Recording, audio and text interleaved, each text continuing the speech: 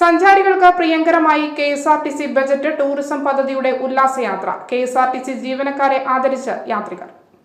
വൈവിധ്യവൽക്കരണത്തിന്റെ ഭാഗമായി കെഎസ്ആർടിസി ആരംഭിച്ച budget tourism പദ്ധതിയുടെ 450-ാം യാത്രയിൽ ബജറ്റ് ടൂറിസം യൂണിറ്റ് കോർഡിനേറ്ററും കെഎസ്ആർടിസി കണ്ടക്ടറുമായ തൻസീർ, ഡ്രൈവറും ഗൈഡുമായ രജീഷ് എന്നിവരെ കെഎസ്ആർടിസി യാത്രക്കാരനും റിട്ടയർഡ് നേവൽ ഉദ്യോഗസ്ഥനുമായിരുന്ന നാരായണൻ പൊന്നാടയണിയിച്ച് ആദരിച്ചു.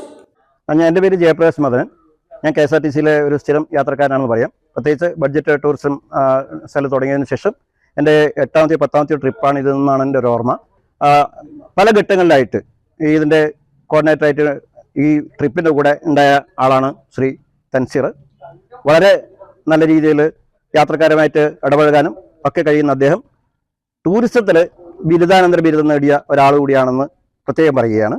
ആ ഗുണം അദ്ദേഹം മറ്റുള്ള യാത്രക്കാരോട് കാണിക്കുകയും ഈ കെഎസ്ആർടിസിയെ ഇന്നത്തെ നിലയിലേക്ക്, കണ്ണൂർ ഡിപ്പോയുടെ ഇന്നത്തെ ഈ അവസ്ഥയിലേക്ക് ഉയർത്തിയെടുക്കുന്നതിന് ഒരുപാട് പരിശ്രമിക്കുകയും ചെയ്തിട്ടുണ്ട്.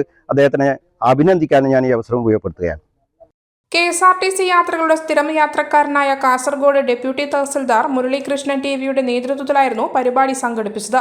കേരളത്തിലെ മികച്ച ബജറ്റ് ടൂറിസം സെല്ലാണ് കണ്ണൂർ ഡിപ്പോ. ടൂറിസത്തിൽ ബിരുദമുള്ള കണ്ടക്ടർ കൂടിയായ തൻസീറിന്റെ നേതൃത്വത്തിൽ തികച്ചും പ്രൊഫഷണൽ മികവോടുകൂടിയാണ് ടൂർ പാക്കേജുകൾ നടത്തിക്കൊണ്ടു പോകുന്നത്.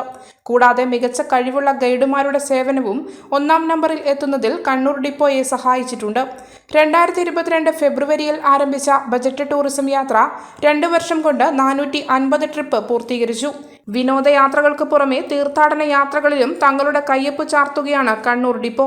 ഇതിന്റെ ഭാഗമായി കൊല്ലൂർ മൂകാംബിക പാക്കേജും നാലമ്പലം യാത്രയും പഞ്ചപാണ്ഡവ ക്ഷേത്ര ദർശനവും കെഎസ്ആർടിസി കണ്ണൂർ ഡിപ്പോ നടത്തുന്നുണ്ട്.